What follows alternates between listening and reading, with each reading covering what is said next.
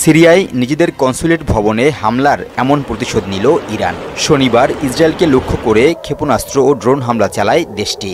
এর আগে ১ এপ্রিল সিরিয়ার রাজধানী দামেস্কে ইরানের কনসুলেট ভবনে হামলা চালায় ইসরায়েল। এতে দেশটির ৭ কর্মকর্তা নিহত হয়। তেহরান বলছে হিসাব চুকানোর পালা শেষ।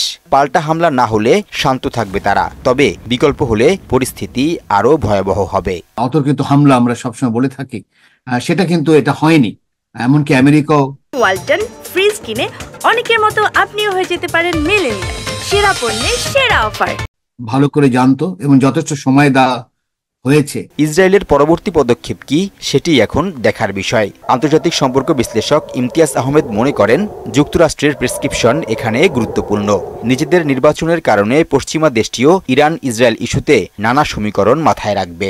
জো বাইডেন নির্বাচনে যেহেতু যাচ্ছে, সে এমন কোনো মাইলেজ দিবে না এই ঘটনার মাধ্যমে যেটা ডোনাল্ড ট্রাম্পের জন্য আরো সুবিধা হয়ে যাবে। গাজা এবং প্যালেস্তাইনের উপরে যে জেনোসাইডটা হচ্ছে, তো সেই অর্থে আমেরিকাও কি চাইবে কিনা যে অন্য জায়গায় অন্য ধরনের ঘটনা ঘটিয়ে গাজা থেকে দৃষ্টি সরিয়ে নেওয়া। ইসরায়েলের বর্তমান সরকারকে দেশটির ইতিহাসে সবচেয়ে কট্টরপন্থী হিসেবে বিবেচনা করা হয়। তবে সংকটময় পরিস্থিতিতে মধ্যপ্রাচ্যের চাওয়া ইরান ও ইসরায়েল দুপক্ষই শান্ত থাকুক।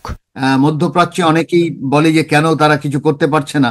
এর একটা বড় কারণ হলো ছোট বড় বিশাল বেস, কিন্তু ওখানে আমেরিকার বেস কিন্তু একাধিক বেস আছে এই মধ্যপ্রাচ্যে প্রতিটি দেশে। যুক্তরাষ্ট্রের স্বার্থ আছে এমন যে কোনো বিষয়ে বিরোধিতায় নামে রাশিয়া, অর্থাৎ নতুন মেরুকরণের সম্ভাবনা থাকেই। তবে বৈশ্বিক অর্থনীতির স্বার্থে সংঘাত নিরসনে মধ্য আর পশ্চিমা দেশগুলো ভূমিকা রাখবে বলেই মনে করেন ডক্টর ইমতিয়াজ আহমেদ। সবারই হয়তো চেষ্টা থাকবে যত তাড়াতাড়ি যেন শান্তি চলে আসে, কারণ মধ্যপ্রাচ্যে যদি আরো যদি সংঘর্ষ বাড়ে, খুব তাড়াতাড়ি কিন্তু সবাই ঝামেলায় পড়বে। নাসির উদ্দিন, মোহনা সংবাদ, ঢাকা।